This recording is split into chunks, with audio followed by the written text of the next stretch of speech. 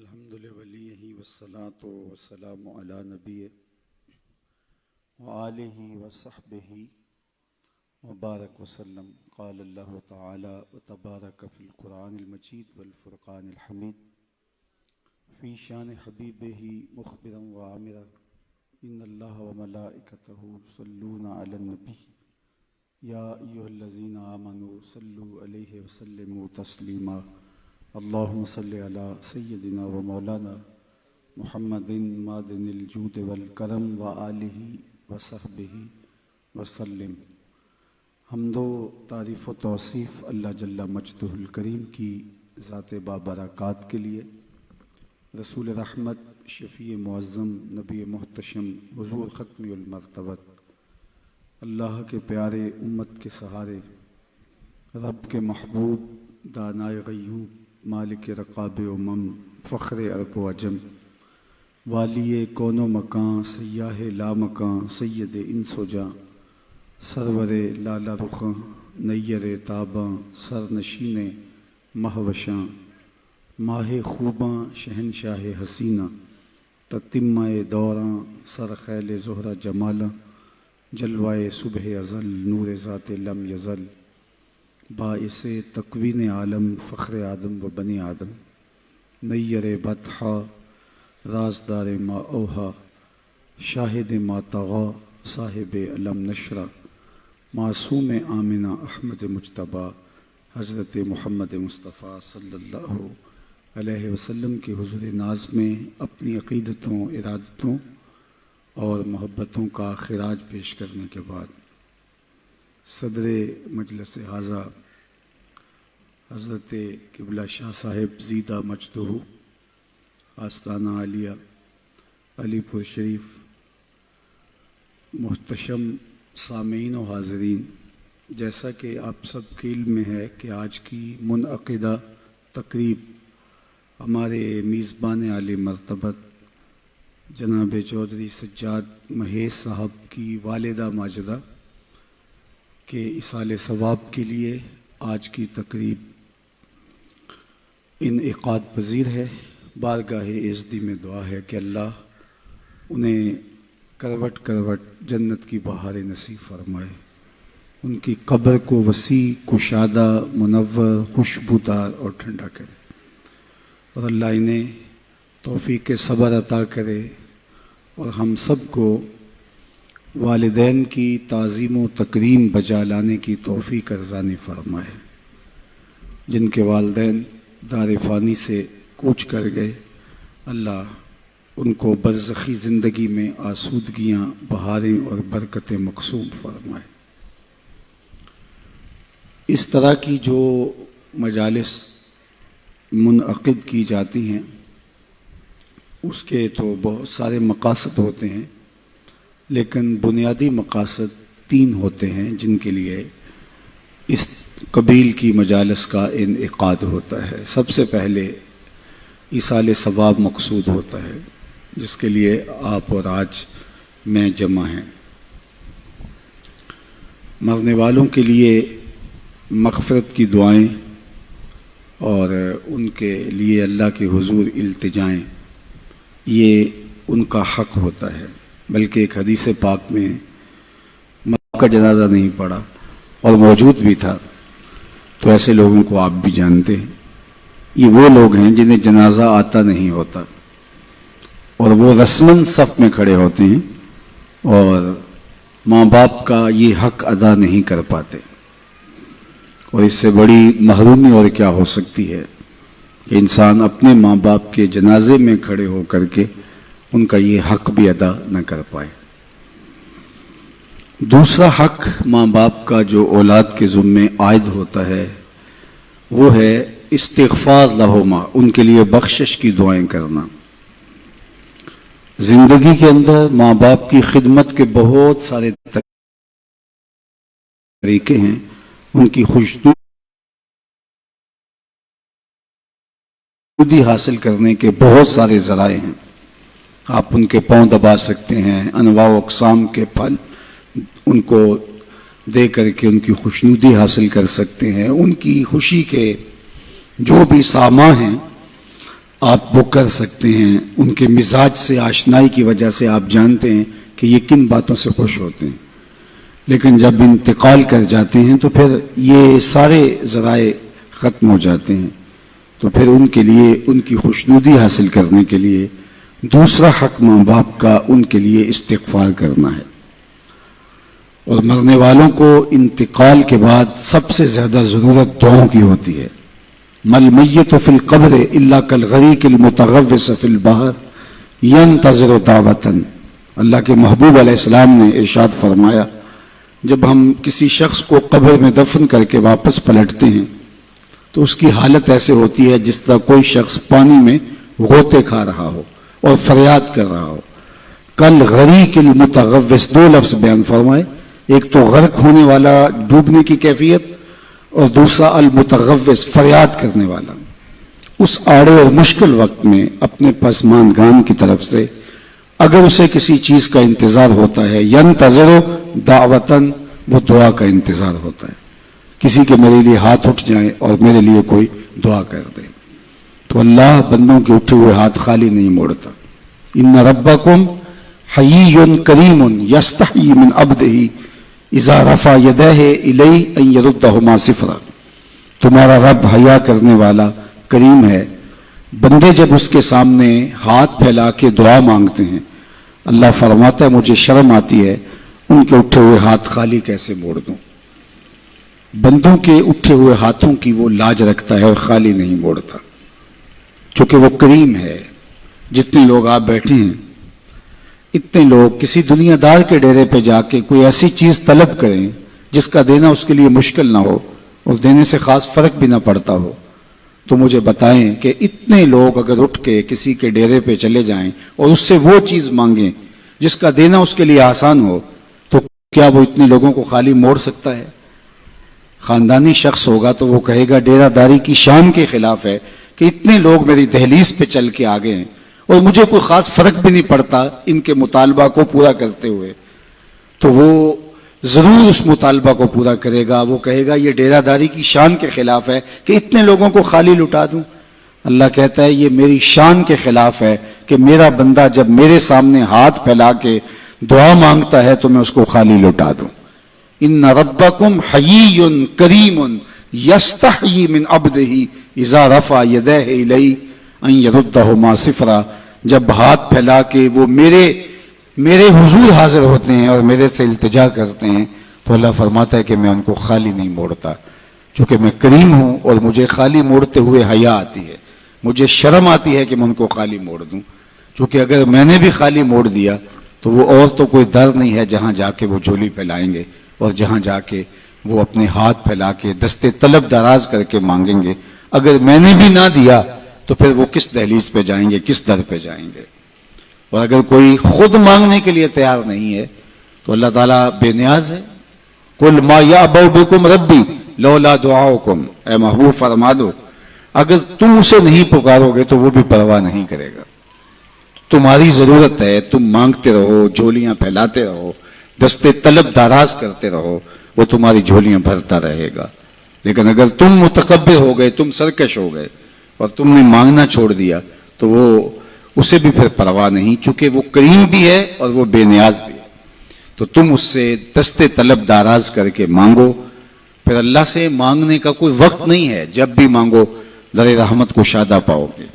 دنیا دار سے مانگنا ہو تو وقت دیکھنا پڑتا ہے، یہ تو سونے کا وقت ہے، اس وقت دستک دی تو الٹا طبیعت میں مزاج میں تلخی ہوگی، لیکن وہ مالک ہے لا تاخذہ سنۃ ولا نوم، نیند تو دور کی بات ہے، اسے تو اونگ بھی نہیں آتی ہے۔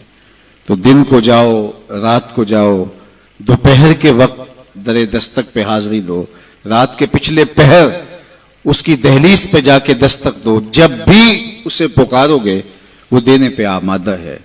دنیا دار سے مانگنا ہو تو اس کی زبان میں مانگا جاتا ہے، اللہ سے جس زبان میں مرضی مانگو، عربی میں مانگو، اجمی میں مانگو، ہندی میں مانگو، سندھی میں مانگو، اقبال کے لہجے میں مانگو، رومی کی طرز میں مانگو۔ نہیں مانگنا آتا خالی ہاتھ پھیلا دو، وہ بند لبوں کی بولیاں بھی جانتا ہے۔ مانگو تو صحیح، دستے طلب دراز تو کرو، ہاتھ تو پھیلاؤ۔ بت کے سامنے ہاتھ جوڑ کے زلیخا کہہ رہی تھی یا صنمی یا صنمی، اے میرے بت مجھے بچھڑا ہوا یوسف ملا دے۔ پتھر کا مادو بلا اس کی فریاد کیا سنتا، لیکن اس کا اعتقاد تھا وہ سر شام بت کے آگے بیٹھ جاتی اور یوسف کے ملنے کی التجائیں کرتی، یا صنمی یا صنمی۔ عمر بیت گئی، نہ اس کا جذبہ کم پڑتا ہے اور نہ یوسف مل رہے ہیں۔ ایک دن رات کا پچھلا پہر تھا اور بت کے آگے ہاتھ جوڑے کھڑی تھی اور یا صنمی کا وظیفہ پڑھ رہی تھی کہ اچانک نیند کا جھٹکا آ گیا، زبان بل کھا گئی۔ یا صنمی پکارتے پکارتے کہنے لگی، یا سمادی یا سمادی۔ آواز آئی، جبریل یوسف کے گھوڑے کا رخ موڑ دے، بچھڑی ہوئی کو یوسف ملا دے۔ یا اللہ تجھے تو نہیں پکار رہی ہے، تو بت کو پکار رہی ہے، زبان بل کھا گئی ہے۔ یا صنمی کی بجائے یا سمادی کے لفظ زبان پہ آ گئے۔ کہا جبریل جیسے بھی اس کے لبوں پہ میرا نام تو آیا ہے، اگر میں نے بھی نہ دیا میرے اور بت میں فرق کیا ہوا؟ کوئی پکارے تو صحیح، کوئی دستے طلب دراز تو کرے، کوئی مانگے تو صحیح، ہاتھ تو پھیلائے اس کی چوکھٹ پہ۔ وہ کریم ہے، 70 ماؤں سے زیادہ پیار کرنے والا ہے، تو اگر اس کی دہلیز پہ مانگیں تو وہ بندوں کی طلب سے سوا دیتا ہے، ضرورت سے زیادہ عطا کرتا ہے۔ تو پہلا مقصد اس کے حضور بخشش و غفران طلب کرنا ہے، اللہ کے حضور عرض کرنا ہے کہ مالک غفران و رحمت کے پردوں میں ہماری ماں کو ڈھانپ لے۔ یہ پہلا مقصد ہے آج کے اس اجتماع کے انعقاد کا۔ اور یہ بات ذہن میں رکھیں، جس طرح ماں باپ کی دعائیں اولاد کے حق میں قبول ہوتی ہیں، اس طرح اولاد کی دعائیں بھی ماں باپ کے حق میں قبول ہوتی ہیں۔ جب ماں باپ کے لیے اولاد دعا مانگتی ہے تو وہ خلوص ہوتا ہے اس دعا کے اندر۔ میں نے کتب تصوف میں پڑھا اور ایک حدیث اس کی تائید میں بھی مل گئی، جس شخص نے روزانہ معمول بنا لیا کہ اپنے ماں باپ کے لیے اہتمام سے دعا کرتا ہے، ساری زندگی اس کے رزق میں بے برکتی نہیں آ سکتی۔ یہ آسان سا نسخہ ہے، ماں باپ زندہ ہیں تب بھی، ماں باپ انتقال کر گئے ہیں تب بھی۔ روزانہ ایک وقت متعین کر لیں اور خاص طور پہ ان کے لیے دعا کریں۔ ویسے تو جو صالح پاکیزہ اولاد ہوگی، 5 گانا نماز کی عادی اولاد ہوگی، وہ اہتمام سے نہ بھی کرے تو دن میں کتنی مرتبہ اللہ کے حضور عرض کرتی ہے، ربنا اغفر لی ولوالدی، اللہ مجھے بھی بخش دے، میرے ماں باپ کی بھی مغفرت فرما دے۔ تو خوش نصیب ماں باپ کے لیے دعاؤں کے سلسلے ہوتے ہیں۔ تو ماں باپ کے لیے دعاؤں کا سلسلہ جاری رکھنا یہ خوش نصیب اولاد کا مقصوم ہوتا ہے۔ اوروں سے دعا کروانا، آپ کو اس لیے بلایا گیا ہے نا کہ اتنے لوگوں کے ہاتھ اٹھیں گے، کتنے نیک بوڑھے بزرگ سفید ریش لوگ، نیک سادات کتنے لوگ ہیں، تو اللہ کسی کی قبول کر لے۔ تو اوروں سے دعا کروانا۔ حضرت ابو ہریرہ رضی اللہ تعالیٰ عنہ کہا کرتے تھے، اللہم اغفر لابی ہریرہ ولأمی ولمن استغفر لہما، اے اللہ ابو ہریرہ کو بخش دے، ابو ہریرہ کی ماں کو بخش دے، اور جو ہم دونوں کے لیے بخشش کی دعا کرے اسے بھی بخش دے۔ حضرت محمد بن سیرین جلیل القدر تابعی ہیں، وہ جب بھی کبھی زندگی میں دعا مانگتے تھے تو یہ دعا ضرور ساتھ مانگتے، اللہ ابو ہریرہ اور ان کی ماں کی مغفرت فرما۔ تو کسی نے ان کو کہا کہ آپ کو کوئی خاص ہمدردی ہے، کوئی تعلق خاص ہے ان کے ساتھ؟ تو فرمایا کہ ہاں وہ تو سب کو ہی ہے، لیکن میں اصل ان کی دعا کا خود مصداق بننا چاہتا ہوں، چونکہ انہوں نے کہا تھا اے اللہ ابو ہریرہ کو بخش دے، ابو ہریرہ کی ماں کو بخش دے، اور جو ہم دونوں کے لیے بخشش کی دعا کرے اس کو بھی بخش دے۔ تو میں ان کے لیے دعا کر کے اپنی بخشش کا سامان کر رہا ہوں۔ تو اپنے ماں باپ کے لیے دعاؤں کے سلسلے کو کبھی بھی ٹوٹنے نہیں دینا چاہیے۔ والدین کے لیے کثرت سے دعا، اللہ اکبر، یہ اپنے باطن کی بہتری کا ذریعہ بنتی ہے اور رزق میں اضافے کا سبب بنتی ہے۔ اور خوش نصیب اولاد ماں باپ کے لیے دعا کو کبھی بھی ترک نہیں کرتے، اور لوگوں سے بھی کہتے ہیں کہ میرے ماں باپ کے لیے مغفرت کی دعا کریں۔ حضرت ابو ہریرہ فرمایا کرتے تھے، کوئی ہے جو مسجد اشار میں 2 رکعت پڑھے اور میری ماں کی مغفرت کی دعا کرے؟ تو غفران و بخشش کی دعاؤں کا سلسلہ یہ پہلا مقصد ہے آج کے اس اجتماع کا اور اس قبیل کے منعقدہ اجتماعات کا۔ دوسرا مقصد پسماندگان سے اظہار تعزیت کرنا ہے۔ گھر بیٹھے بھی ہم دعا کر سکتے تھے، لیکن یہاں آ کے دعا کرنے کا مقصد مرحوم کے یا مرحومہ کے پسماندگان سے اظہار محبت ہے۔ جس کے لیے ہم یہاں آتے ہیں اور دعا کرتے ہیں. اور یہ حضور کے عمل سے، سنت سے ثابت ہے کہ حضور ماعز ابن مالک اسلمی کے گھر گئے ہیں جب ان کا انتقال ہوا، اور آقا کریم نے جا کر کے کہا استغفروا لماعز، ماعز کے لیے بخشش کی دعا کرو. حالانکہ جب ان کا جنازہ اٹھا تو وہ ایک سلسلے میں موخوذ ہوئے، پھر حد جاری کی گئی. تو آقا کریم نے فرمایا تھا کہ میرے ماعز نے ایسی سچی توبہ کی ہے، اگر روئے زمین کے تمام لوگوں میں تقسیم کر دی جائے اہل ایمان میں، لکفاہم، سب کی مغفرت ہو جائے. یعنی ان کی توبہ کو اوروں میں بانٹا جائے تو وہ بھی بخشے جائیں.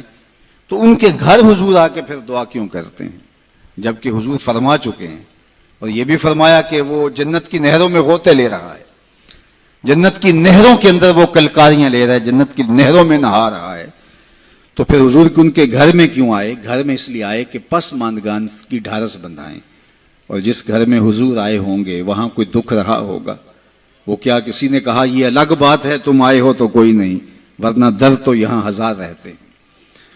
تیسرا مقصد جو ہے وہ ہمارا دوسرا مقصد پسماندگان کے ساتھ تعلق کو نبھانا ہے. یعنی یہ تینوں مقاصد جو چیدہ چیدہ میں نے عرض کیے، تینوں مقاصد تین اشخاص سے جڑے ہیں. پہلا مرنے والے کی ذات سے، دوسرا پسماندگان سے، اور تیسرا ہمارے اپنے وجود سے. مرنے والے کے لیے دعا، اور ہماری دعاؤں کی انہیں ضرورت ہے. اگر وہ اللہ کے کرم سے، اللہ کے فضل سے اللہ نے ان کو غفران و رحمت کے پردوں میں ڈھانپ لیا تو درجے بلند ہوتے ہیں دعاؤں سے. اور دوسرا مقصد پسماندگان سے تعزیت. ظاہر ہے ماں ایک ایسا رشتہ ہے کہ جس کا نعم البدل کیا بدل بھی موجود نہیں ہے. انسان زندگی کے جس مرحلے میں بھی چلا جائے ماں کی کمی کو شدت کے ساتھ محسوس کرتا ہے. ابھی ہم اندر بیٹھے تھے تو یہاں سے کوئی شعر پڑھ رہا تھا تو آواز جا رہی تھی کہ ماں کی وفائیں جب حضور یاد کر کے رو پڑتے ہیں تو پھر ہم اپنی ماں کے لیے اپنے دل کے اندر کیا جذبات. کچھ اس مفہوم کا شعر تھا، اور وہ ایک باقاعدہ واقعہ موجود ہے. اللہ کے محبوب علیہ السلام باقاعدہ اپنی ماں کو یاد کرتے ہیں. الحاویل الفتاوی کے اندر امام سیوطی نے بڑی تفصیلی کہانی لکھی ہے کہ ایک دن حضور مکے سے ہجرت فرما کے جب مدینہ تشریف لائے تو ایک دن مسجد نبوی میں نماز پڑھانے کے لیے اللہ کے محبوب تشریف لے گئے. عشاء کی نماز کا وقت تھا تو ہجوم عاشقاں جو ہی حضور حجرہ نور سے باہر نکلے تو ادب سے صحابہ کھڑے ہو گئے.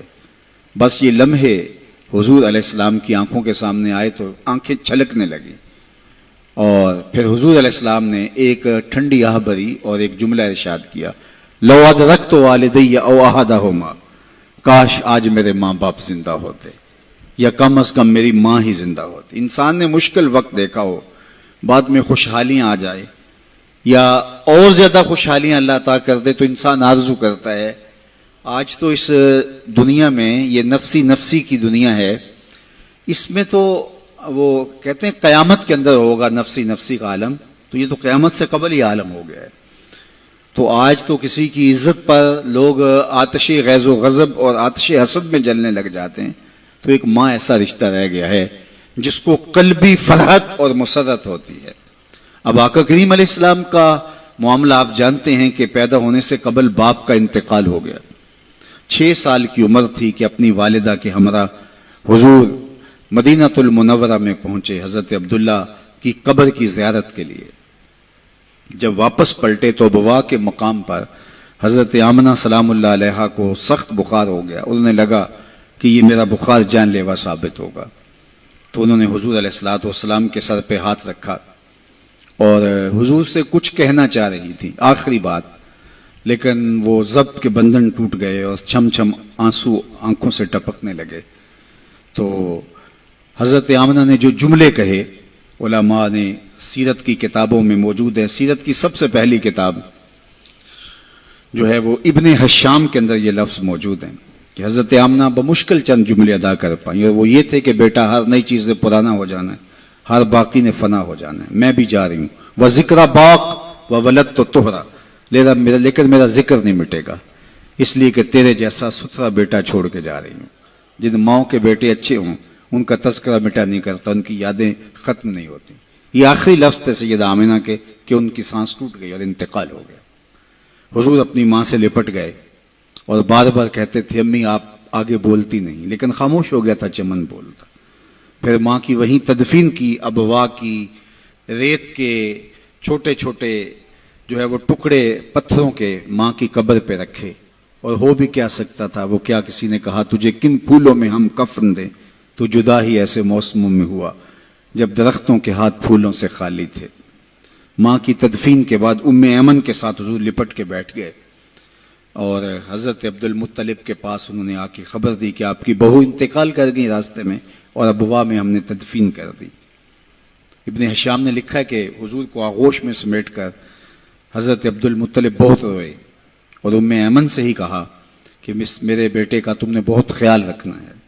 اور آقا کریم علیہ الصلوۃ والسلام کی ذمہ داریوں کو جس طرح پھر وہ نبھاتے رہے وہ تاریخ کا ایک انوکھا باب ہے. اور حضرت ام ایمن نے جس طرح ڈیوٹی سر انجام دی، حضور علیہ السلام فرمایا کرتے تھے ام ایمن میری ماں کے بعد میری ماں ہے.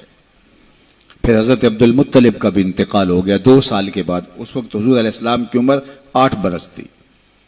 سیرت کی کتابوں میں یہ واقعہ موجود ہے کہ جب امیر قریش حضرت عبد المطلب کا جنازہ اٹھا پورا مکہ امڈ آیا، لیکن 8 سال کے بچے کو دیواروں سے لپٹ لپٹ کے لوگوں نے روتے ہوئے دیکھا. پھر چچا کی کفالت، پھر وہ وقت بھی گزرا. مکے کے بازار، طائف کی گلیاں، کھدے ہوئے گڑھے، ڈالی جانے والی اجریاں، آلام، تکلیفیں، کفار کی طرف سے ریشہ دوانیاں، جبر، ظلم اور استبداد کی لمبی داستانیں. اللہ کا حکم ہوتا ہے کہ آپ ہجرت کر کے مدینے آ جائیں، تو حضور علیہ السلام مدینے چلے گئے. تو آج حالات بدل گئے. حضور جو ہی حجرہ انور سے باہر نکلے صحابہ ادب سے کھڑے ہو گئے. وہ وقت بیت گیا جب لوگ پتھر مارتے تھے، اب صحابہ پلکیں بچھاتے ہیں. وہ وقت گزر گیا جب لوگ آوازیں کستے تھے. صحابہ صفوں میں ہاتھ باندھے منتظر ہیں، اور جو ہی حجرہ انور سے حضور نکلے تو ادب سے استادہ ہو جاتے ہیں. تو آقا کریم کی نظر پلٹ کے ابوا میں چلی گئی اور مکے کی گلیوں میں ہونے والے ظلم و جبر کو حضور علیہ السلام نے تصور میں لا کر کے کہا لو ادرکت والدیہ او احدہما، کاش آج میرے ماں باپ زندہ ہوتے یا کم از کم میری ماں ہی زندہ ہوتی. وانا اصلی صلاۃ العشاء، اور میں لوگوں کو نماز عشاء پڑھا رہا ہوتا. واقرأ فیہا بفاتحۃ الکتاب، اور اس میں سورہ فاتحہ کی تلاوت چل رہی ہوتی. پھر میری ماں کو میرے ساتھ کوئی کام یاد آ جاتا، وہ دروازے پر آتی، چلمن سرکاتی اور میٹھی آواز میں مجھے بیٹا محمد کہہ کے آواز دیتی. فرمایا لوگوں میں اپنی نماز چھوڑ کے ماں کی بات سن لیتا. ماں کی کمی کو انسان ہر دور میں، ہر لمحے میں محسوس کرتا ہے، چونکہ یہ رشتہ ہی ایسا ہے جس کا نعم البدل کیا بدل بھی موجود نہیں ہے. ماں جب بولتی ہے تو اس کے لہجے میں جبریل بولتا ہے. ماں جب مسکراتی ہے تو لگتا ہے جنت کے سارے پھول کھل اٹھے ہیں. ماں کو اللہ نے وہ درد، وہ درک، وہ محبت، وہ پیار اور وہ تڑپتی ہوئی بےتاب ممتا دی ہے کہ جس کی کوئی مثال ہی نہیں ہے. ایک شاعر ہوا تابش، اس نے ماں کے پیار کو کتنے خوبصورت پیرائے میں بیان کیا. ایک مدت سے میری ماں نہیں سوئی تابش، میں نے ایک بار کہا تھا مجھے ڈر لگتا ہے. کہا بچپن میں میرے منہ سے نکلا تھا امی مجھے رات کو ڈر لگتا ہے. کہتا ہے بوڑھا ہو گیا ہوں لیکن میری ماں اب بھی میرے بستر پہ پھونکے مار کے سوتی ہے کہ میرے بیٹے کو کہیں ڈر نہ لگ رہا ہو. اللہ اکبر. ہمارے ایک بہت بڑے ادیب گزرے ہیں، ان کی والدہ انتقال کر گئی تو انہوں نے ایک کالم لکھا تھا اس زمانے میں کہ ان پڑھ اور بوڑھی ماں کی یاد میں. وہ کہتے تھے کہ میری ماں پڑھی لکھی نہیں تھی لیکن میری یونیورسٹی وہی تھی، میرا کالج وہی تھا. اور پھر کہتے ہیں کہ اونچی مسندوں کے اوپر بیٹھنے کا وہ لطف کہاں جو ماں کے قدموں میں بیٹھنے کا سرور ہے. عالی نسب ہوٹلوں میں کھانا کھانے کا لطف کہاں جو چولہے پر بیٹھ کے ماں کے ہاتھوں سے پکی ہوئی چپاتیاں کھانے میں ملتا ہے. عالی جناب، حضرت صاحب، کیا کیا لقب دیے جاتے ہیں، نقیب حضرات اٹھا کے کہاں سے کہاں تک لے جاتے ہیں، لیکن ان لفظوں میں وہ چاشنی کہاں جو ماں کی زبان سے اوئے مٹھو اور اوئے ببلو میں رکھی گئی ہے. ماں جب پیار سے بیٹے کو دیکھ رہی ہوتی ہے لگتا ہے آسمان سے رحمتیں اتر رہی ہیں. اللہ نے اس کو وہ پیار دیا. میں اپنے دوستوں کو کہتا ہوں یہ آج کل سڑکوں کے کناروں پر بڑے بڑے ترازو نصب کر دیے گئے ہیں، پورا کنٹینر تول لیا جاتا ہے. تو میں نے کہا آج تک کوئی ایسا ترازو ایجاد نہیں ہوا جس پر ماں کے پیار کو بھی تولا جا سکے. اللہ نے اس کو وہ محبت دی، وہ پیار دیا، وہ درد دیا، وہ درد دیا، اس کے اندر وہ احساس کی کائنات آباد کر دی جسے ممتا کے نام سے پکارا جاتا ہے۔ نعم البدل، کیا بدل بھی موجود نہیں۔ اللہ نے ماں کے روپ کے اندر اللہ اکبر وہ پیار رکھا ہے۔ ماں جب پیار سے ہاتھ اٹھا دے تو عرش سے بیٹے کے حصے کی دعائیں کھینچ کے لے آتی ہے، اور لازمی نہیں ہے کہ ماں رابعہ بصریہ ہو تو پھر ہی اس کی دعا قبول ہوتی ہے۔ لیپا پوتی کرتی ہوئی ماں اپنے گارے سے بھرے ہوئے ہاتھ بھی اٹھا دے، اللہ ان کو بھی خالی نہیں موڑتا۔ اللہ جل شانہ نے ماں کے سینے کے اندر اولاد کے لیے اتنا پیار رکھا ہے۔ اگر آپ کی توجہ ہو تو میں آپ سے کہنا چاہوں گا کہ ماں اولاد سے اتنا پیار کیوں کرتی ہے؟ دکھ جھیل لیتی ہے۔ غریب مائیں تو لوگوں کے گھروں کے برتن مانجنے سے بھی گریز نہیں کرتی۔ شہر میں آ کر پڑھنے والوں بھول گئے ہو کس کی ماں نے کتنا زیور بیچا تھا۔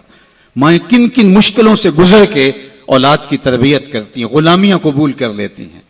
ماؤں کی کہانیاں دل آویز ہیں اگر اس عنوان سے بات چلے، لیکن میں آپ سے پوچھتا ہوں کہ ماں کو اولاد سے اتنا پیار کیوں ہے؟ تو آپ سب کا ایک جواب ہوگا، اس لیے کہ اولاد کو ماں نے جنم دیا ہے۔ تو جس ماں نے اولاد کو جنم دیا وہ اتنا پیار کرتی ہے، تو جس رب نے خلق کیا وہ کتنا پیار کرتا ہوگا۔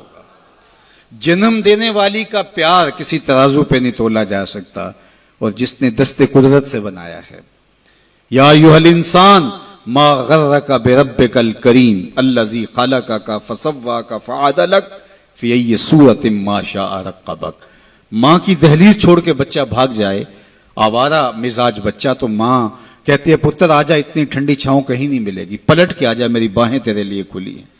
اور مالک کی دہلیز چھوڑ کے جب سرکش انسان بھاگتا ہے تو اس کی رحمتیں آواز دیتی ہیں، یا ایھا الانسان ما غرک بربک الکریم، او بھاگے ہوئے انسان آجا پلٹ کے، تیرا رب بڑا ہی کریم ہے۔ مجھے بتاؤ کوئی بھاگے ہوئے کو یوں بھی آواز دیتا ہے؟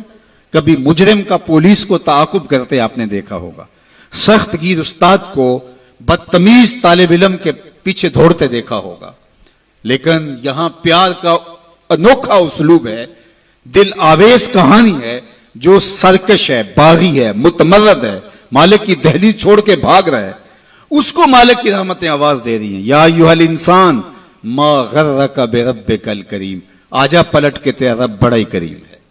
ساری دنیا کا شہد نچوڑ دو تو اتنی مٹھاس نہیں ملے گی جتنی ان لفظوں سے ٹپک رہی ہے۔ ما غرک، ما میں عموم ہے، اس چیز کا نام تو بتا جس نے رب سے تجھے دور کر دیا۔ دولت، حسن، جوانی، اقتدار، یہ کیا ہے جو تیرے پاس مستقل رہنے والا ہے؟ آج ہے کل نہیں، آج جوانی ہے، آج تیری چوڑی چھاتی، کڑیل بازو، لیکن کل کچھ بھی نہیں ہوگا۔ کل ایک گلاس پینے کے لیے بھی جو ہے وہ تجھے ساری توانائی صرف کرنی پڑے گی۔ اقتدار آج ہے کل نہیں ہے، دولت آج ہے کل نہیں، یہ ڈھلتی چھاؤں ہے۔ تو کس ورتے پہ، کس بل بوتے پہ تو مالک کی دہلیز چھوڑ گیا؟ ما غرک، کس چیز نے تجھے مغرور کر دیا؟ بربک الکریم۔ اچھا رب کہنا ہی کافی تھا، لیکن صفت کریم لگائی۔ وہ رب جو کریم ہے، 70 ماؤں کی زندگی بھر کی محبت ایک طرف، مالک کا محبت کی نظر سے ایک بار دیکھ لینا ایک طرف، تو کہا وہ کریم رب۔ پھر آگے بڑھ کے کہا الذی خلقک، دیکھ تیرا اس کا رشتہ کتنا گوڑا ہے، وہ تیرا خالق لگتا ہے، اس نے تجھے تخلیق کیا ہے، دست قدرت سے بنایا ہے۔ ماں نے پیدا نہیں کیا، جنم دیا ہے، اور اس کے پیار کا ٹھکانہ نہیں ہے۔ سمندر کی پاتال تک تو کوئی پہنچ گیا ہوگا، لیکن ماں کے پیار کا ٹھکانہ آج تک کسی کو نہیں ملا۔ اللہ نے اس کے سینے کے اندر جو اولاد کی محبت رکھی ہے، اور وہ محبت اس لیے کہ اس نے اولاد کو جنم دیا۔ جس ماں نے جنم دیا وہ اتنا پیار کرتی ہے۔ اللہ فرماتا ہے الذی خلقک، دیکھ میرا تیرا رشتہ، میں تو خالق لگتا ہوں، میں نے تو تجھے خلق کیا ہے، تجھے دست قدرت سے بنایا ہے، اور میری دہلیز چھوڑ کے بھاگ گیا۔ فسواک، پھر تجھے ہموار کیا، تیرے اعضاء کو توازن بخشا، تجھے حسن دیا، تجھے جوانی دی، تجھے قد رانا دیا، تجھے اعتدال دیا۔ 2 آنکھوں میں ایک آنکھ کا سائز ہی چھوٹا ہو جاتا تو بتا کتنا بھدا لگتا۔ 2 ٹانگوں میں ایک ٹانگ کا تھوڑا سا سائز چھوٹا ہو جاتا تو 6 فٹ کا قد نہ رکھنے والا کس قدر عجیب شخصیت کا مالک ہوتا۔ یہ سب کچھ موجود تھا۔ آنکھوں میں بجلیاں ہوتی، کانوں میں سماعت کے اجالے ہوتے، زبان پہ جو ہے وہ نطق کا اجالا اور نور پھیلا ہوتا، کدے راہ نہ ہوتا، لیکن دماغ کے پرزے ڈھیلے ہوتے تو قمیض کے پیچھے گھر کا ایڈریس لکھا ہوتا کہ جس کو ملے اس ایڈریس پہ پہنچا دے۔ انسان تجھے میں نے توازن بخشا ہے، فسواک فعدلک، تجھے اعتدال دیا ہے، تجھے حسن بھی دیا، تجھے جوانی بھی دی، تجھے جمال بھی دیا، لیکن تجھے توازن اور اعتدال بھی دیا۔ اللہ اکبر، یہ ہے تیرا رب۔ آجا پلٹ کے، آنا تو نے ہے ہی، پھر جو لوگ کندھے پہ اٹھا کے لائیں گے، اچھا نہیں اپنے قدموں سے چل کے آجا، بھاگ تو سکتا نہیں ہے، آنا تو نے پھر میری دہلیز پہ ہے، لیکن پھر لوگ اٹھا کے لائیں گے، پھر منہ ڈھانپ کے آتا پھرے گا، اچھا نہیں کھلے منہ سے آجا، میری رحمتیں تجھے بھر کے استقبال کرنا چاہتی ہیں۔ میرا بندہ میری طرف ایک بالشت آتا ہے تو فرمایا کہ میں اس کی طرف ایک ذرا آتا ہوں، ایک گز آتا ہوں، اور اگر میرا بندہ میری طرف ایک قدم آتا ہے میں 70 قدم آتا ہوں، اور اگر میرا بندہ میری طرف چل کے آتا ہے اتیتہ ہر والا، میری رحمتیں دوڑ کے استقبال کرتی ہیں اس کو۔ آج آجا، کل تو نے آنا ہی آنا ہے، کل لوگ اٹھا کے لائیں گے، بہتر اپنے قدموں سے خود چل کے آجا۔ یا ایھا الانسان ما غرک بربک الکریم الذی خلقک فسواک فعدلک فی ای صورت ما شاء رکبک۔ دیکھ کیسی سونی شکل دی ہے، کیسی صورت دی ہے، کیا جمال تجھے عطا کر دیا ہے، تجھے پتہ ہی نہیں تجھے کیا کیا جو ہے وہ نظم دیے ہیں، تیرے اندر کیا کیا سسٹم اس نے لگائے ہیں۔ میرے ایک دوست کے اندر، جو ایک دوست ہے، اس کے منہ کے اندر جو لعاب کی مقدار ہے، وہ جو مطلوبہ مقدار چاہیے اس سے کچھ کم پیدا ہوتی ہے، تو اس کو بولنے میں دقت ہے۔ مسئلہ کیا ہے جی؟ اس کا لعاب کی مقدار کچھ کم پیدا ہوتی ہے۔ دنیا کا امیر ترین شخص اوناسس، یہ ٹاپ 10 لوگ بنتے تو کسی زمانے میں، یونان کا اوناسس، جس کا بہت بڑا کام تھا اور دنیا کے 10 لوگوں میں شامل تھا، تو اس کی آنکھ کے پپوٹے کام کرنا چھوڑ جاتے ہیں۔ یہ خود کار سسٹم ہے، ہم نے چونکہ کبھی اس کا بل نہیں دیا اس لیے ہمیں پتہ نہیں یہ کتنا بڑا نظم لگا ہوا ہے، ادھر سے تنکا اڑا، ادھر سے آنکھ بند ہو گئی، یہ خود کار نظام ہے اللہ نے جو رکھا ہوا ہے، تو اس کے پپوٹے کام کرنا چھوڑ جاتے ہیں۔ ڈاکٹر سلوشن ٹیپ لگا کے اس کی آنکھیں بند کرتا تو وہ سو جاتا ہے، اور پھر جب اس نے آنکھ کھولنی ہوتی ہے تو سلوشن ٹیپ لگا کے آنکھیں کھولتا ہے۔ تو کسی نے اوناسس سے پوچھا کہ تیری زندگی کی سب سے بڑی خواہش؟ اس نے کہا کاش میں اپنی آنکھیں اپنی مرضی سے کھول سکوں۔ تو کہا اس کے لیے تجھے دولت لگانی پڑے تو کتنی دولت جھونک سکتا ہے؟ اس نے کہا ساری دولت لگا دوں گا، کاش کہ میں اپنی آنکھیں تو اپنی مرضی سے کھول سکوں۔ ہم تو اپنی آنکھیں اپنی مرضی سے کھولتے، ہمارے اندر تنفس کا نظام ہے، انہضام کا سسٹم ہے، عضلاتی نظام ہے، اتنی کائنات ہے، ہم نے کبھی تفکر و تدبر بھی نہیں کیا ہمارے مالک نے ہمیں کیا کیا دیا ہے۔ تو کہا کہ تجھے توازن دیا، تجھے اعتدال دیا، تجھے حسن دیا، تجھے شکل دی، بلکہ ایک آگے چل کے ایک دوسرے مقام پہ قرآن کہ ثم اماتہ فاقبرہ، اللہ تعالیٰ نے اس کو بھی بطور نعمت گنوایا کہ میرا شکر مان کہ میں نے تجھے موت دی، اگر تجھے موت ہی نہ دیتا بتا کیا کرتا؟ بڑھاپا آ گیا تھا، ارذ العمر آ گئی تھی، اڑ جاتا۔ اب وہی بچپن پلٹ کے دوبارہ بڑھاپے میں آ گیا۔ وَمَن نُعَمِّرْهُ نُنَكِّسُ فِي الْخَلْقِ، سورہ یاسین۔ ہم جب لمبی عمر دیتے ہیں تو پلٹ کے پھر وہ بچپنا لے آتے ہیں، دانت گر گئے، پھر سخت چیز میدے میں اتار نہیں سکتا، میدا کمزور ہو گیا، بولو براز پھر چارپائی کے اوپر، مشکل بن گئی، زندگی سے تنگ آ گیا۔ بچپنے میں بولو براز سب کو چارپائی کے اوپر ہوتا تھا تو ماں کے سینے میں ممتا رکھی ہوئی تھی، تو ماں اس ممتا کے تحت کبھی شکایت نہیں کرتی تھی۔ بیٹا معذور بھی ہو تو ماں کی زبان سے کبھی نہیں سنیں گے کہ اللہ میرے بیٹے کو پردہ دے دے، اور نہ ماں کے سامنے یہ بولنے کی کوئی جرت کر سکتا ہے۔ لیکن جب والدین بوڑھے ہو جاتے ہیں اور ڈاکٹر بھی جواب دے دیتے ہیں اور چارپائی پہ بولو براز مشقت بن جاتی ہے، تو اولاد پھر یہ تو ضرور کہتی ہے کہ دعا کرو اللہ ماں باپ کو پردہ دے دے، لیکن ماں باپ نے کبھی پردہ نہیں مانگا تھا اولاد کے لیے، چاہے جتنی بھی اذیت میں ہو۔ اللہ اکبر، وہ مشکل وقت آ گئی، یہ ارذل عمر ہے۔ پھر پلٹ کے بچپنا آ گیا، ایک گلاس پانی کے مانگنے کے لیے پوری توانائیاں صرف کرنی پڑتی ہیں، پھر آواز نکلتی ہے، پھر آنکھیں انتظار کرتی ہیں کوئی 2 گھونٹ پانی لے آئے، پھر وہ پانی پیش کرتا ہے، تو پھر پوری ہمت لگا کے اس پانی کو جو ہے وہ حلق سے نیچے اتارنا پڑتا ہے، کتنی مرتبہ سانسیں لینی پڑتی ہیں۔ اب گھر والے تنگ آ گئے، بابے کو اندر سے باہر برآمدے میں ڈال دیا کہ بچہ بابا کھانستا ہے اور بچے ڈسٹرب ہوتے ہیں، امتحان سر پہ ہیں، نوکر مقرر کر دیا. اب اتنی مشکل بن گئی کہ وہ کہتا ہے یا اللہ مجھے موت ہی دے دے. اللہ فرماتا ہے ثم اماتہ، ہمارا شکر مان کے ہم نے تجھے موت دی، اگر اس مرحلے میں ہم تجھے موت بھی نہ دیتے بتا کیا کرتا. پھنس گیا تھا نا، گھر والے بھی تنگ آ گئے، ان کے چہروں سے بیزاری کو تو محسوس کر لیتا. اب اس وقت اگر ہم تجھے موت نہ دیتے، سارے پیار اور ساری محبت کے باوجود تو کتنی مصیبت میں پھنس گیا تھا. اللہ کہتا ہے ثم اماتہ، شکر مان میرا کہ میں نے تجھے موت عطا کی. پھر آگے کیا فرمایا؟ فَأَقْبَرَ، بکری بھی تو مری تھی، گھسیٹ کے روڑی پہ ڈال دیا، جانور بھی تو مرے تھے، گھسیٹ کے گڑھے میں پھینک دیا. لیکن کہا نہیں، ثم اماتہ فاقبر، جو ہی مرا دوبارہ پھر تو محبوب بن گیا. اب سارا شہر تیرا منہ دیکھنے آ رہا ہے، ذرا سوچ، تیرا منہ دکھانے کے قابل ہے؟ ساری زندگی اللہ کے حکموں کو توڑا، لیکن ایک دم پھر محبت جاگ پڑی، محبت آنسو بن کے بہنے لگی، زمانہ دور دور سے آنے لگا. پھر کہا کہ اب یہ شاہکار ہے میرا، اس کو یوں ہی نہیں پھینکنا جس طرح گدے کو پھینکا تھا، بکری کو پھینکا تھا. کہا اس کو غسل دو، اس کے انگ انگ پہ خوشبو ملو، چٹے لباس کا کفن دو. پھر کہا اس کا جنازہ اٹھاؤ. ایک آدمی نہیں اٹھائے گا، ایک آدمی بھی تو اٹھا سکتا تھا. کہا نہیں، 4 آدمی اٹھائیں. اور ان کو بھی کہا کہ کندھا بدلتے رہنا. اور پھر کہا تیز نہ چلنا، میرے شاہکار کو جھٹکا نہ لگ جائے. کیا اعزاز ہے، کیا تکریم ہے، کیا پروٹوکول ہے. اب جنازہ آ گیا قبرستان کے اندر، امام کعبہ بھی ہو تو وہ پیچھے کھڑا ہوگا، جنازہ آگے ہوگا. وقت کا غوث بھی ہو تو پیچھے کھڑا ہوگا، اس کا جنازہ آگے ہوگا. یہ تیرا پروٹوکول ہے، یہ اعزاز ہے، یہ تیری تکریم ہے. کہا پھر اس کے لیے چھوٹا سا گھر بناؤ، پھر اس کے اندر دفن کرو، پھر کہا اس کے اوپر پھول ڈالو، پھر کھڑے ہو کے دعائیں مانگے، التجائیں کرے. اے انسان، تو نے میرے ساتھ کیا کیا اور میں نے تیرے ساتھ کیا کیا. کتنی عزت افزائی، کتنی تکریم. ثم اماتہ فاقبر. تو آپ پلٹ کے اپنے مالک کی دہلیز پہ آ جا. وہ نہ ہو کہ کل پچھتائے، لیکن کل کا پچھتانا سوائے حسرت بڑھانے کے علاوہ اور کچھ نہیں ہوگا. آج کا پچھتاوا کل کی بہتری کا ضامن ہو سکتا ہے.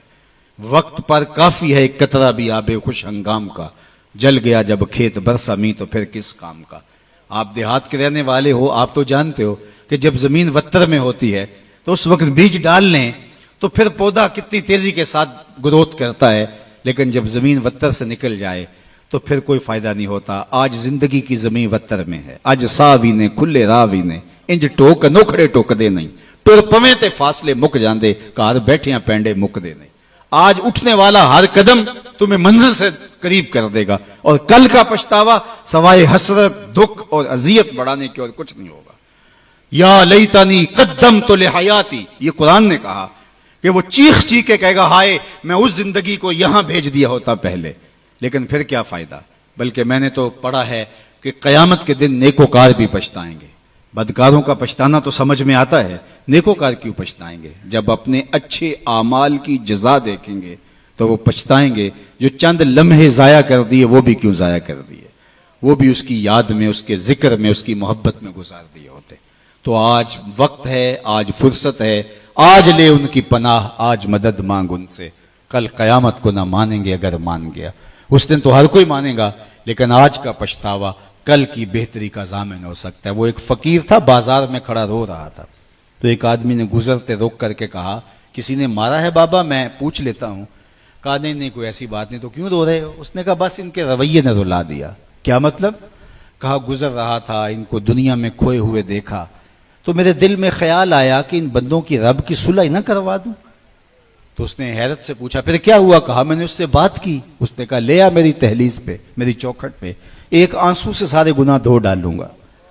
میں بڑا خوش ہوا، میں ان سے بات کی. یہ الٹا میرا مذاق اڑا. جا بابا کام کر، کہاں سے آ گیا ہے تجھے کیا پتا یہ دنیا اور دنیا داری اور دنیا کے معاملے، یہ کاروبار حیات، جا موج کر. وہ تو مان گیا تھا، یہی نہیں مانے. 2 4 5 دن گزرے تو وہی شخص دوبارہ گزرا تو قبرستان میں وہی بابا کھڑا رو رہا تھا. تو وہ پھر رکا، کہا کہ بابا بازاروں میں بھی روتا ہے، قبرستانوں میں بھی روتا ہے، آج کیا ماجرا ہوا؟ کہا ان سے مایوس ہو گیا تھا تو آج میں ادھر آ گیا. تو میں نے سوچا ان کی قبرستان والوں کی رب کی صلح کروا دوں. تو اس نے کہا کہ جو ہے پھر کیا ہوا؟ اس نے کہا میں ان سے بات کی، انہوں نے کہا ہم تیار ہیں، لیکن اس سے بات کی تو وہ نہیں مانا. آج وہ مان رہا ہے اور کل وہ نہیں مانے گا. آج لے ان کی پناہ، آج مدد مانگ ان سے، کل قیامت کو نہ مانیں گے اگر مان گیا. آج کا پچھتاوا کل کی بہتری کا ضامن بن سکتا ہے. یہ تھوڑی زندگی ہے، یہ ٹوٹ کے بکھر جانے والا خواب ہے. کچھ نہیں ہے اس دنیا کی حقیقت. چیز دنیا ہے کیا؟ از خدا غافل بدن، یہ خدا سے غافل ہونے کا نام ہے. اللہ کی غفلت موت ہے. اپنے آپ کو اللہ کی دہلیز پہ رکھو. پھر یہ دنیا نہیں ہے. تمہارا کمائی کر کے لا کے بیوی کے منہ میں لقمہ رکھنا بھی دین کہلائے گا. بس اپنے دل کے قبلے کو درست کرنا ہے. یہ تھوڑا وقت ہے. زندگی ٹوٹ رہی ہے. ہم سمجھتے ہیں ہم بڑے ہو رہے ہیں، لیکن حقیقت میں ہم چھوٹے ہو رہے ہیں. جو قرآن نے کہا ان الانسان لفی خسر، بے شک انسان خسارے میں ہے. تو ایک بزرگ تھے، فرماتے مجھے سمجھ نہیں آتی تھی انسان خسارے میں کیسے ہے. میں سمرقند کے بازار سے گزر رہا تھا اور ایک آدمی پھٹے کے اوپر رکھ کے برف بیچ رہا تھا اور ساتھ آواز لگا رہا تھا. آج کل تو یہ پاپڑ بیچنے والے بھی آواز لگاتے ہیں، تو وہ پھٹے کے اوپر برف رکھ کے بیچ رہا تھا اور آواز لگا رہا تھا. اور آواز کیا تھی؟ ارحموا ارحموا علی من یذوب راس مالہ، او گزرنے والو میرے پہ ترس کھاؤ، میں ایسا تاجر ہوں جس کا راس المال پگھلتا جا رہا ہے. چونکہ برف ایک ایسا سودا ہے جو گاہک کا انتظار نہیں کرتا. آپ کوئی اور چیز بیچتے ہیں، کپڑا بیچتے ہیں، ہو سکتا ہے کل دو آنے مہنگا ہو جائے. آپ پیٹرول بیچتے ہیں، آج نہیں بکری ہوئی، کل ہو سکتا ہے پڑا 10 روپے اوپر چلا جائے، آپ کروڑوں کے فائدے میں چلے جائیں. لیکن برف اگر مہنگی بھی ہو گئی تو کل برف ہی نہیں ہوگی. تو وہ پھٹے کے اوپر رکھ کے برف بیچ رہا تھا اور ساتھ آوازیں دے رہا تھا، ارحموا ارحموا علی من یذوب راس مالہ، آؤ میرے پہ ترس کھاؤ، مجھ سے برف کا ایک ٹکڑا لیتے جاؤ، میں ایسا تاجر ہوں جس کا راس المال پگھلتا جا رہا ہے. تو وہ کہتے ہیں میرے قدم رک گئے اور میں نے اس کو کہا مجھے ان الانسان لفی خسر کا ترجمہ سمجھ میں آ گیا. جس طرح تیری برف پگھلتی جا رہی ہے میری زندگی پگھلتی جا رہی ہے. تیری برف قطرہ قطرہ پگھل رہی ہے اور میری زندگی سانس سانس پگھل رہی ہے. اور اگر تو اس برف کو ابھی بیچ لے اور اس کے بدلے میں درہم، دینار، غلہ، پارچہ جات کچھ لے لے تو تجھے 4 آنے بچ جائیں گے. اور میں ان سانسوں کے بدلے درود پڑھ لوں، ان سانسوں کے بدلے قیام کر لوں، کسی دکھی کے سر پہ ہاتھ رکھ دوں، کسی ضرورت مند کے کام آ جاؤں، سجدہ کر لوں ان سانسوں کے بدلے، تو یہ میری سانسیں کام آ جائیں گی. ورنہ تو سو کے بھی گزر جائیں گی، آوارگی میں بھی گزر جائیں گی. تو یہ سانسوں کی گنتی سید علی المرتضیٰ رضی اللہ تعالیٰ عنہ فرماتے ہیں یہ موت کی طرف اٹھتے ہوئے قدم ہے تمہارے سانس. کبھی آپ اشارے پہ رکے ہوں تو وہاں گنتی الٹی چل رہی ہوتی ہے، 60 سے 50 سے 20 سے نیچے آ رہی ہوتی ہے. گنتی جب الٹی چلتی ہے تو بہت جلد 0 پہ آ جاتی ہے، اور جب 0 پہ آ جاتی ہے تو پھر رکا نہیں جاتا. اللہ اکبر. یہ 60 سے 70 سے 50 سے یہ ماہ و سال کی گنتی الٹی چل رہی ہے. ہم سمجھتے ہیں ہم بڑے ہو رہے ہیں لیکن چھوٹے ہو رہے ہیں. اور جب 0 پہ آئے تو اسی کا نام تو موت ہے. پھر کوئی روک نہیں پائے گا، کوئی طاقت نہیں ہے کہ اس کو روک سکے. تم بروج مشیدہ مضبوط قلعوں میں بھی چلے جاؤ تو وہاں بھی تمہیں موت اچک لے گی آ کے. اس سے رستگارا نہیں، اس سے چھٹکارا نہیں. اقبال نے کہا تھا موت ہے ہنگامہ آرا کل زمے خاموش میں، ڈوب جاتے ہیں سفینے موج کی آغوش میں. موت تمہیں پکڑ لیتی ہے، موت تمہیں مضبوط جو ہے وہ قلعوں کے اندر بھی اچک کے لے جاتی ہے. ایک مفکر نے کہا تھا کہ اگر موت سے چھٹکارا ممکن ہوتا تو میں اپنی ماں کو نہ مرنے دیتا. میں جو ہے وہ اپنی ماں کو نہ مرنے دیتا. میرا سب سے بڑا جو ہے وہ عظیم رشتہ تھا اگر موت سے بچانا کسی کو ممکن ہوتا. لیکن موت جو ہے وہ بہنوں سے بھائی اٹھا کے لے جاتی ہے، موت بھائیوں سے بہنیں اٹھا کے لے دیتی، ماں باپ سے ان کے لال چھین لیتی ہیں اور اولادوں سے ماں باپ چھین لیتی ہے. تو موت سے تو چھٹکارا نہیں ہے، موت سے تو بھاگ نہیں سکتے، فرار اختیار نہیں کر سکتے. تو پھر آئیے زندگی ایسے گزاریں کہ مرنے کے بعد بھی ایک خوشگوار زندگی ہمارا استقبال کرے. پھر موت تحفۃ المومن بن جاتی ہے، جو اللہ کے محبوب نے فرمایا تحفۃ المومن الموت. پھر موت ایک بھیانک منظر نہیں رہتا، موت پھر مومن کے لیے تحفہ بن جاتی ہے. بلال حبشی رضی اللہ تعالیٰ عنہ کا آخری وقت آتا ہے تو ان کی زوجہ سراہنے بیٹھی ہیں اور سانس ٹوٹنے لگتی ہے تو وہ کہتے ہیں واہ حزن نہ ہو، ہائے افسوس میرا شوہر مجھ سے جدا ہو رہا ہے. تو بلال حبشی کی بھی سانسیں باقی تھیں. آپ نے پلٹ کے کہا کیا بول رہی ہے؟ کہا آپ جدا ہو رہے ہیں تو یہ کہنا بنتا ہے میرا. کہا یہ نہ کہو بلکہ کہو وا تربا ہو غدن القا محمدن و اصحابہ. کہا مبارک ہو میں تو اپنے آقا محمد عربی سے ملنے کے لیے جا رہا ہوں. پھر موت تحفہ بن جاتی ہے.